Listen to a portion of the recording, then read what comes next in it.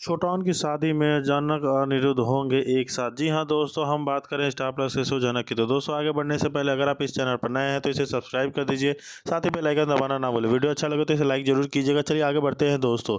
जैसे कि जनक सीरियल में अभी तक आपने यह देखा कि छोटाउन की हल्दी होने के बाद छोटाउन की शादी की तैयारियाँ की जाती हैं, जहाँ पर छोटाउन की शादी के लिए सभी लोग तैयार हो जाते हैं जाने के लिए। अर्शी शादी में जाने के लिए तैयार नहीं होती क्योंकि वो प्रेग्नेंट होती है। अब यहाँ पर जब जनक को देखती है अर्शी कि वह शादी में जा रही है, तो जनक से पूछती है, अर्शी जनक तुम भी छोटाउन की शादी में जा रही हो?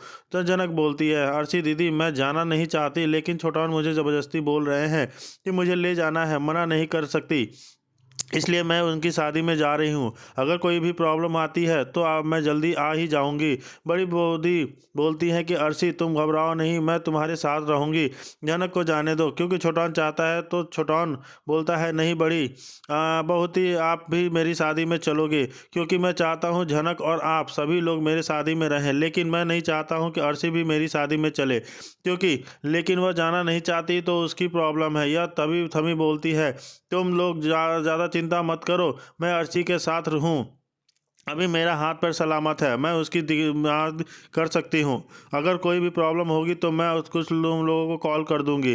अर्शी बोलती है, प्लीज़ आप लोग मेरे लिए मत रुकिए, आप लोग जाइए छोटाउन की शादी में, क्योंकि मैं नहीं चाहती आप लोग मेरी वजह से छोटाउन की शादी मिस कर दो। और आप लोगों से रिक्वेस्ट नहीं कर रही हूँ रुकने के लिए, मैं तो अपनी मेट से रिक्वेस्ट कर रही हूँ कि वो ना जाए शादी में, लेकिन वह जाना चाहती हो तो उसकी मर्जी। अभी अनिरुद्ध बोलने वाला ही होता है कि अनिरुद्ध की बहन बोलती है, क्या बोल रही हो बदी, जनक आपकी बहन है, आप उसे मेट बुला रही हो, कैसे आप कर सकती हो?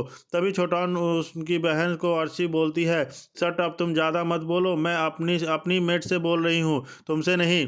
तभी छोटाउन बोलता है, अर्शी जनक तुम्हारी मेट नहीं है, कितने पैसे देती हो इसके लिए? अर्शी बोलती है कि पैसे की क्या ज़रूरत है, यहाँ यहाँ रहती है, खाती है, पीती है, और क्या चाहिए, पहले भी तो इस तरह रह रही थी ना। तभी अनिरुद्ध बोलता है, तुम्हें समझ में कुछ आ रहा है कि या नहीं आ रहा? तुम्हारी बहन है, रिश्तेदार लगेगी, और तुम उसके साथ मेट की तरह बोल रही हो, वह तुम्हारी मेट नहीं है, और यह पहले काम करती थी, इसका मतलब यह नहीं है कि यह तुम्हारी नौकर हो गई, वही काम करेगी, और मैं नहीं चाहता हूँ कि तुम इसके साथ मेट की ट्रीट करो।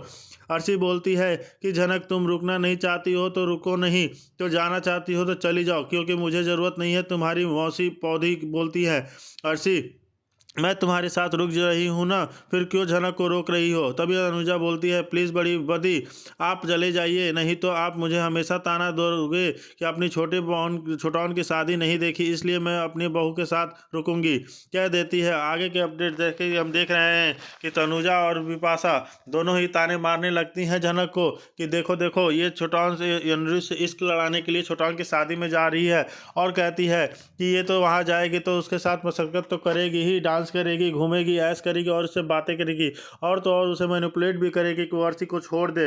लेकिन अनिरुद्ध जनक बोलती है कि आप लोग की सोच बहुत गंदी हो गई है, आप लोग गंदे हो गए हो, इसलिए आपको सब कोई गंदा ही लगता है। जैसे कि आगे हम देख रहे थे कि लिखने वाले हैं, दादी माँ जनक को कहेगी कि तुम एक मनहूस लड़की हो, तुम एक पनौती लड़की हो। अब दोस्तों, इस तरीके का जब शब्द जनक के लिए इस्तेमाल होगा तो छोटाउन यहाँ जनक के लिए स्टैंड लेगा और कहेगा कि माँ ऐसी बातें मत कीजिए, जनक के लिए, जनक मनहूस नई लड़की नहीं है। और यहाँ पे अनिरुद्ध भी जनक के लिए स्टैंड लेगा और अपनी दादी माँ को चुप कराएगा।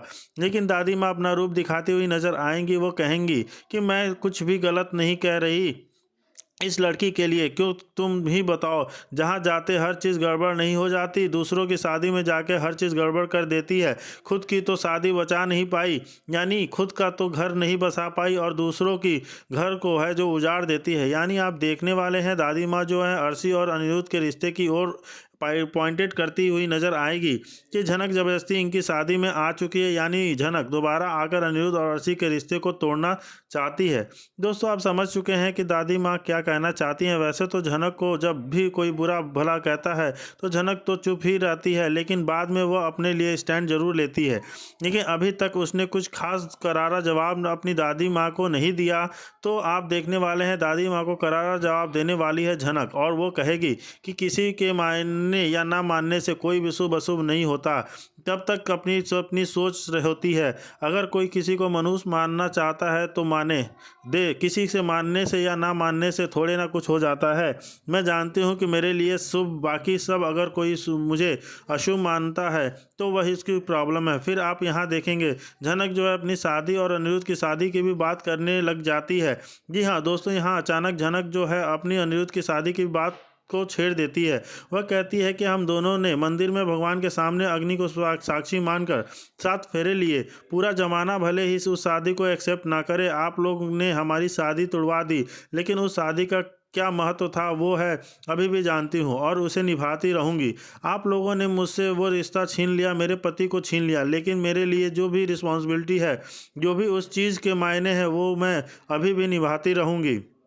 यानी आप यह देखने वाले हैं कि झनक यह कह रही है कि उसकी शादी भले ही टूट गई है, लेकिन वह अनिरुद्ध को कभी भी पति मानती रहेगी, हमेशा मानती रहेगी। आप देखेंगे कि वह अर्शी को पॉइंट आउट करती हुई बोलेगी कि अर्शी दीदी बुरा मत मानिए, आप लोग मुझे जो कुछ भी बोलते हैं ना, अगर वह मैं सच में करने लग गई ना तो आप लोगों का खुद जीना हराम हो जाएगा। अगर मैं किसी के भी रिश्ते में ज़बरदस्ती आती, सब कुछ छीन ना लेती तो आप यहाँ नहीं खड़ी नहीं होती। आज आपकी जगह मैं खड़ी होती। आज मैं इस घर की बहू होती तो मैं हूँ जिसने आपने सब कुछ सेक्रीफाइस कर दिया, सब कुछ बलिदान कर दिया। आप सबकी खुशियों के खातिर मैंने अपनी शादीशुदा ज़िंदगी की भी तोड़ दी।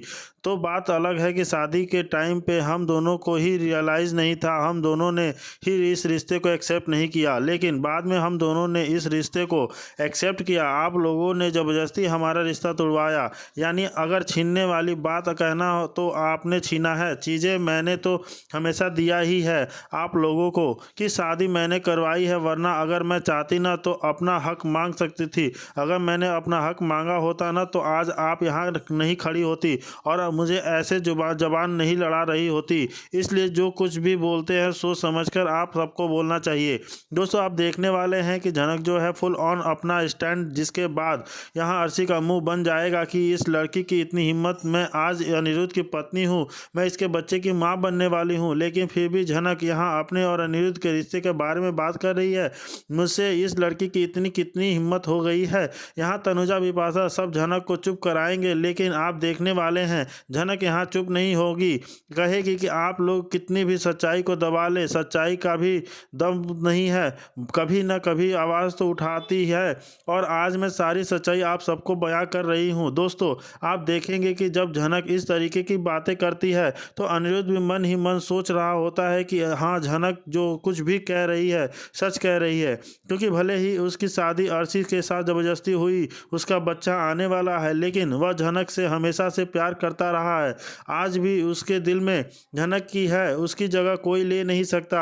आप यह भी देखेंगे कि झनक की बेइज्जती यह लोग हमेशा किसी बाहर वाले के सामने करते हैं, तभी इन लोगों को खूब मज़ा आता है झनक की इंसल्ट करने में। क्योंकि यहाँ डॉक्टर विवान आया है अपने बच्चे को लेकर, जरा के ऊपर ऑलरेडी इतनी सारी रिस्पॉन्सिबिलिटी है जो लोगों ने थोप दी है, जो यहाँ विवान की कभी भी थी, अपना बच्चा लेकर आया और झनक के माथे पर पटक दिया और झनक को यह कह दिया कि बच्चे की तबीयत ठीक नहीं है, थोड़े टाइम तुम्हारे पास रहेगा तो सही हो जाएगा।